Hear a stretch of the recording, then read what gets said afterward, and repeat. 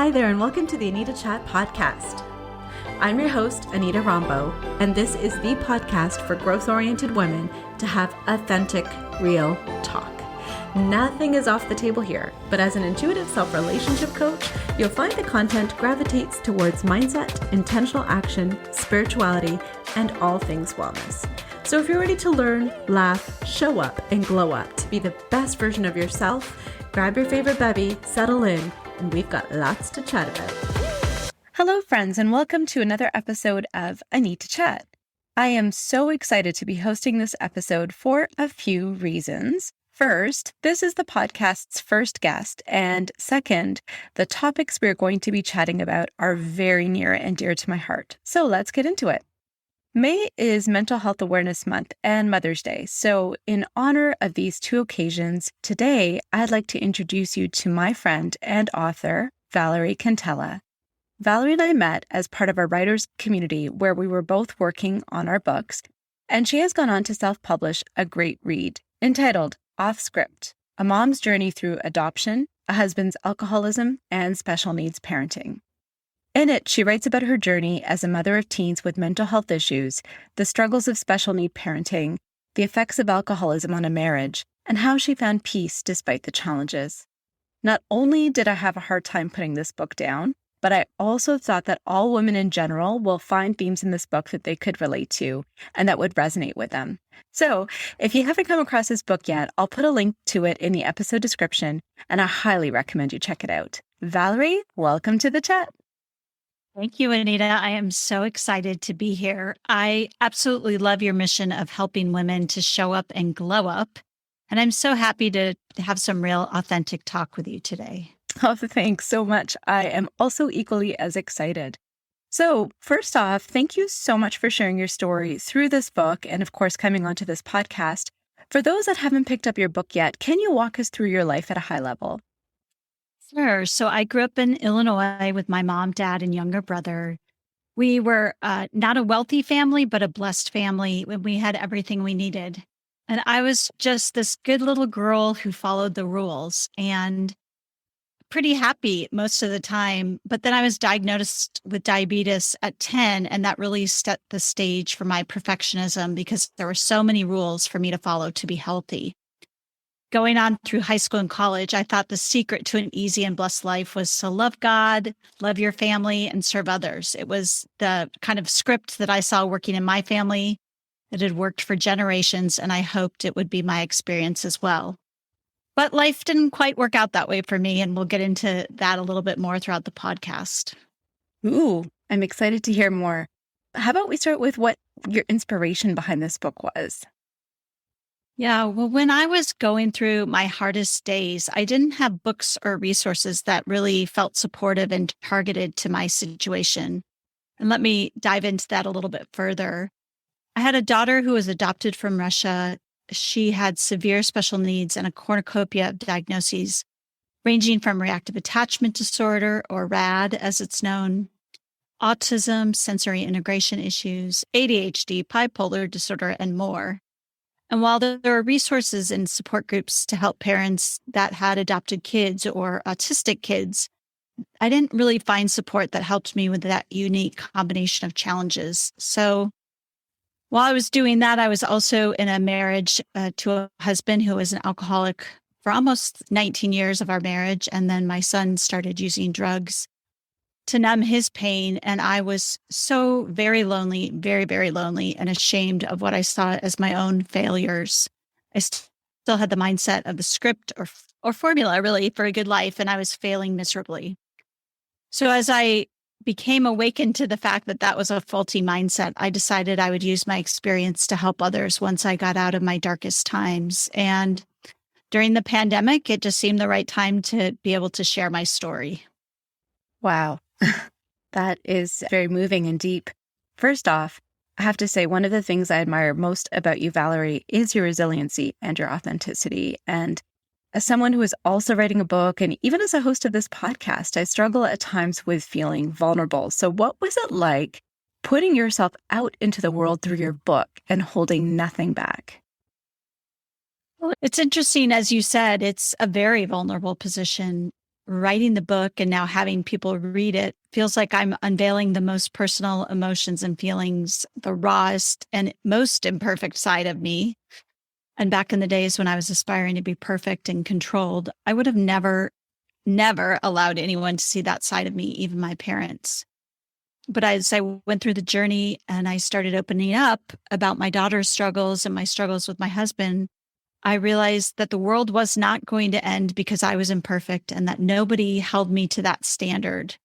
So now, even though I feel like I'm standing naked on the stage, I'm willing to do it because I know that sharing an authentic journey to provide encouragement and inspiration is worth it. And I just want to insert this quote here because I feel like it's so powerful about some of those mindsets we learned throughout our life. It says, "When did you learn that conformity is better than the awkwardness of truth?" And that's from Kate Bowler. She's an author and podcast host. And that really is speaking to me right now is about perfectionism and vulnerability. Ooh, I love it. That is so speaking to me too. So, okay, well, Mother's Day around the corner. I'd like to touch base on motherhood for a moment because in the book, you reveal that you became a mother in 3 different ways. You're a biological mother, an adoptive mother, and now a stepmother. Can you tell us how those roles are different in your Each eyes? of my, sure, you're right. I did come to motherhood in several different ways, and I didn't realize that those different paths would lead to different experiences. I used to hear that mothers all loved each of their children the same, but that is not really my experience. And I want to say to the moms out there that we don't have to love each child the same. They're unique, and our love for them can be unique as well. For years, I really struggled with the fact that while I was really connected and close to my son, I didn't have that same connection with my daughter, partially because of her reactive attachment disorder and just the inability for us to connect. And intellectually, I love them both, but I don't have those warm feelings of love and affection for her that I have for my son, and even my stepson, or my bonus son, as I like to call him. Some listeners may find that hard to hear, but I want to acknowledge what is instead of pretending it's something it's not. I never got the message that it was okay to acknowledge that sometimes these feelings are different, and I want everybody to know that it is okay to feel differently. Thank you so much, Valerie, for sharing those insights. So when we think back to your early days of parenting Katie, what was it like after you brought her home from Russia? Was it different from parenting Nick? Nick was almost 3 when we brought Katie home, and we had been anticipating her arrival for months. We were so excited. She was 15 pounds at 16 months and severely malnourished, and we could see every bone in her back because she was so thin. And it still makes me feel a little bit choked up today, remembering just how fearful I was to even hold her. I thought she was going to break. And that was very different than my experience with my son. But her delays were significant. She could barely crawl. She didn't want to be touched or held, and she only made a few sounds. But her dad and I firmly believed that God would not give us more than we could handle. And so we kept pressing forward. But within about 2 months, we realized her needs were more significant than we expected or were prepared for. And it wasn't a simple fix with food, medical care, therapy, and love. So we got connected to services really early on, probably within 2 months. And we had occupational therapy, physical therapy, speech therapy, and more 5 days a week in our home. And it was honestly so exhausting in a different way than it was when my son was little. At that time, I was juggling my job, managing her care, and trying to be a good mom to my son while my husband worked. And we were barely existing, barely keeping our head above water because no one really understood what it was like with Katie. They didn't see that side of her that we saw, and just the screaming, the crying, the disconnect, and just really hard to keep her calm and safe and healthy. Thank you for sharing that, Valerie. I certainly appreciated the enormity of what you had to deal with while I was reading the book. And so moving on in terms of lessons learned, what are some of those biggest lessons you've learned being a mother that you would like to share with the listeners of the chat? One of the things I think really would have helped me is to have been part of a mom's group. I know I wanted to be, oh, I'm the super mom. I can do it all. I don't need anybody else. But I really feel like I needed that connection. I did eventually get involved in a mom's group, but I was the leader of it. And so I didn't really feel like it met that need for support and connection. And looking back, I honestly feel like I used busyness to avoid the challenges at home and just push down the feelings I didn't want to feel. And then the other lesson was that I think I would say is that I needed to be focused on being more present than being perfect. I really tried to keep everything in order. And now I know that perfectionism really never served me. It helped me avoid those ugly feelings, those difficult feelings, but it didn't make me a better person, mother, or wife. And my kids, honestly, they're not going to remember the Instagram worthy scrapbooks, but they'll remember the soccer games I went to, the surf trips we planned, and me sitting and reading books to them at night. That is such valuable insight. I mean, with my children being as young as they are right now, I sometimes have to remember to be more present versus perfect. So thank you for sharing that, Valerie. I needed that reminder today, especially. It's sometimes hard to just be in the moment, isn't it? So true. So true. I know that you not only had 3 different ways that you became a mother, but you also had to work through some mental health issues with them. So can you describe some of those challenges or behaviors? Yes. So during my kids' preteen and teen years, both of them suffered from anxiety and depression. And with my daughter, it was really hard to figure this out because of the autism and the reactive attachment disorder. The symptoms with those are complex and overlapping and sometimes conflicting.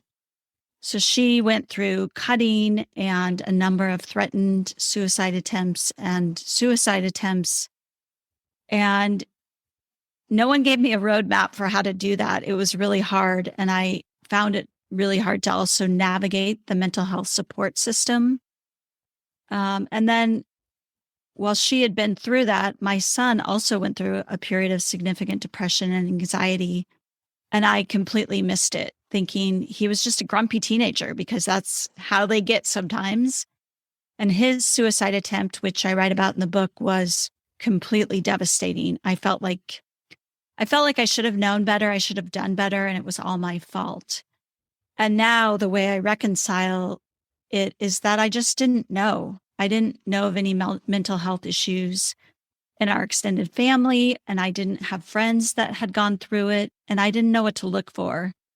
And at that time, if I can kind of set the stage, I could not have been more stressed out.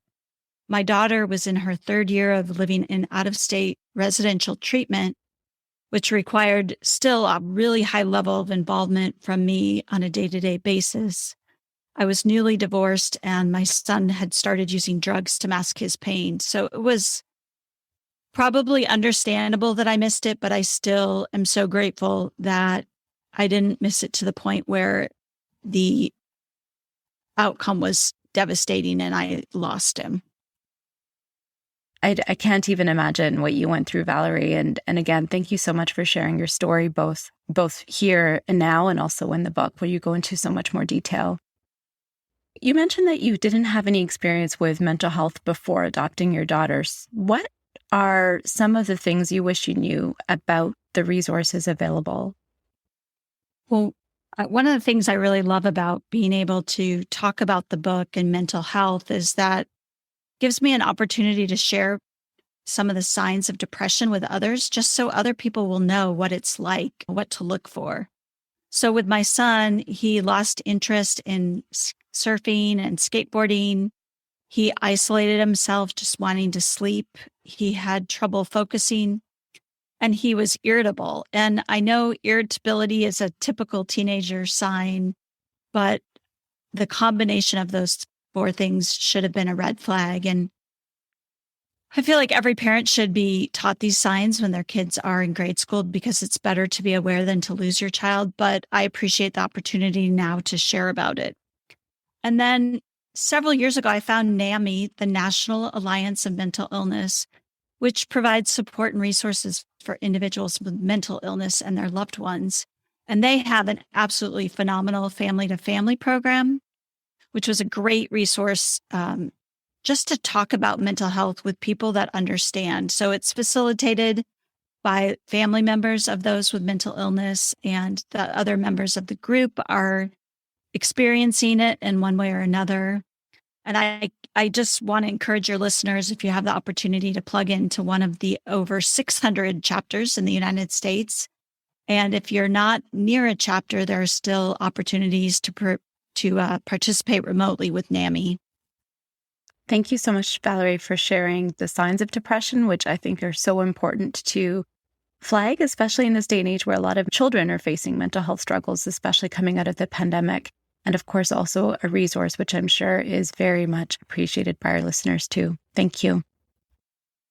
Now, I think, Valerie, it's an understatement to say that you went through many hard experiences simultaneously. And how has that changed your approach to supporting other people? What tips do you have for them, or what tips do you have for us in supporting individuals through challenging times? Well, if I can, I'd love to frame it in two ways. I see me as two different versions of myself. When I was in the perfectionist mindset, I was super hard on myself and others with very high expectations. I'd grown up believing that everything happens for a reason, and if your life is falling apart, you did something to cause it to disintegrate. And I believe that firmly, and it was really tough, but I just didn't know differently. And so now, in my recovering perfectionist mode, I'm much more compassionate and gracious and authentic, not being afraid to show the nice and not so nice parts of myself because I want to do better. And I'm very excited to be in this stage of life to become the best version of myself. But some of the things I learned along the way that were helpful when people were talking to me is when they would ask me, do you want to talk about this? Because sometimes I really did want to talk about the situation because I just needed to say, hey, we had a great therapy session, or Katie's doing better today. But other times I really didn't want to talk about it because it felt like the 800th day in a row where nothing had improved. I would also add that just because I was in a really difficult time for years didn't mean that I didn't want to know what was going on with other people. And I wanted actually to be distracted from the disaster of my life by hearing about what was going on with other people. So I think I would encourage people to take a temperature reading of whether or not your friend or loved one wants to talk about it, but then also share about the stuff going on in your real life. There's a great quote by Jen Hatmaker, who's an author, podcaster, who says, "This isn't the hardship Olympics," meaning that we don't have to compete for who has the worst situation at any one time. And then two last things I would say, ask how the person is doing today, because sometimes all we can do is just tell you how today is. And it also helps us remember that it is just the situation for today, and that today may not reflect what the rest of the journey looks like. And finally, I'd say don't say at least you or everything happens for a reason, because those trite phrases just really don't help when everything is happening and feeling so dark and stressful. I think those are very practical suggestions that we can definitely keep top of mind. So thanks again. When I was looking at your book, I noticed that your publishing company is called Recovering Perfectionist Press. And that kind of brought a smile to my face because I thought that was so relevant. Can you explain how that came about? And can you describe your recovery process? It was really fun to come up with the name for the publishing company, and Recovering Perfectionist Press just really seemed to fit with me and my new worldview. Back in the day, before I knew that there wasn't a script, people would tell me that I was I seemed so perfect and I was intimidating because I seemed to have it together on the outside.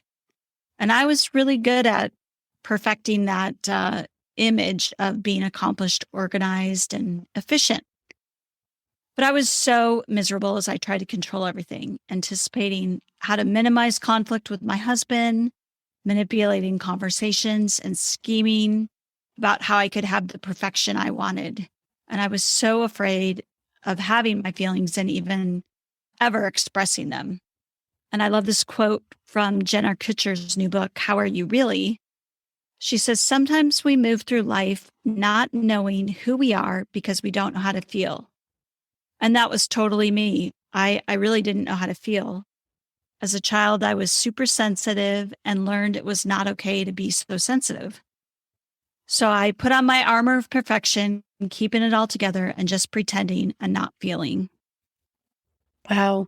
Valerie, that resonated with me so deeply. I don't know if you know this, but I am a self-relationship coach. So I'm very much help people connect to who they really are and to unchink that armor that of perfection and other kind of blocks that we have that hold us from our authentic truth and being our authentic selves, so that we can really live that life that we want to live. And so, yeah, I feel like you just articulated what I do.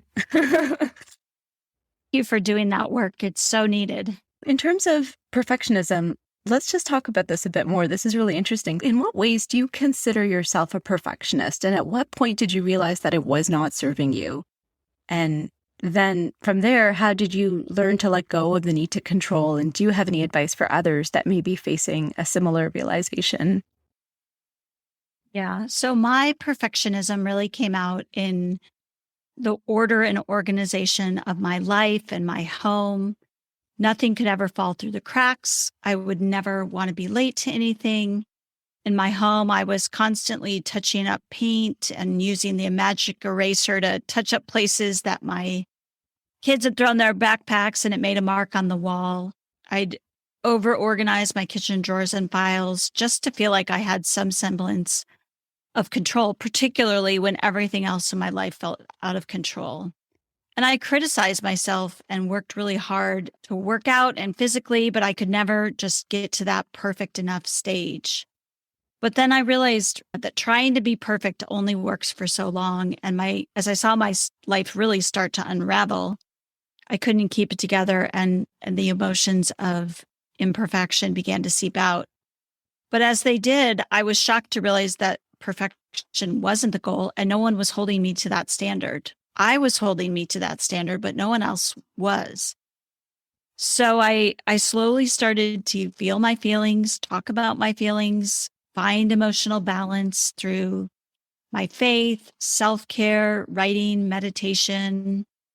I read a lot of great material, did a lot of therapy. I wrote a ton of letters, and I have a file called Letters I Can Never Send. And that's a lot of the processing I did. And I came to the beautiful realization that authenticity was a wonderful experience and really where I wanted to be. And so that's where I try to be today. Just not perfect, but authentic. I'm sure that feels very liberating, doesn't it? It feels so good.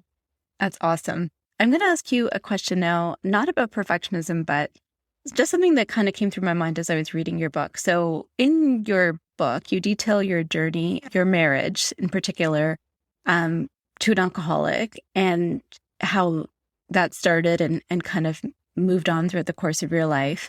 And ultimately that ended in divorce, and you ended up marrying someone who was newly sober. And I was just curious, did you have any hesitations or concerns based on your prior experiences? And how did you navigate that decision? Yeah, that was such a crazy experience because I grew up in a family where nobody had alcohol or substance use issues. And then to get married to someone who had an alcoholic father, and then he said, I'll never become an alcoholic, but yet 19 years of marriage proved otherwise, and he was an alcoholic. But I honestly couldn't bring myself to acknowledge or even consider that he might have a problem with alcohol until 18 years into the marriage. I didn't have any experience with it. I didn't even Google alcoholism to see what it meant. But like most things, I think in life, I knew it, and it was just too painful to acknowledge it. And saying the words, my husband might be an alcoholic, those were just too scary because it would unravel my life even further. So thankfully, when I confronted him and kicked him out, he got sober, and he's still sober today, which I'm so grateful for. But then when I met my now husband, Tom, and learned he was in recovery, I really had to consider if I wanted to be in this relationship. I had never been in a relationship with someone in recovery, and I wasn't sure what it would be like, but I liked him a lot, and then I loved him, and so we went from there. One of the best pieces of advice I received from my therapist during that time was, do you have to make a decision today?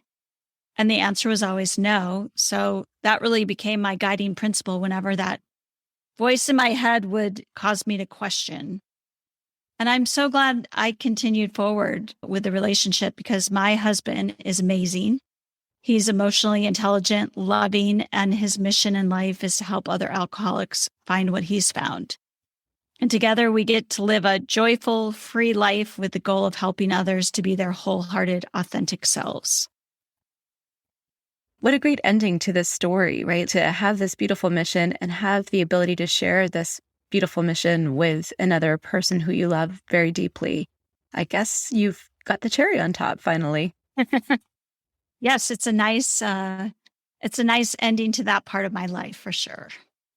And so as we look to the future, what's next for you? Is there another book in the works? And how can listeners learn more about you and read your book?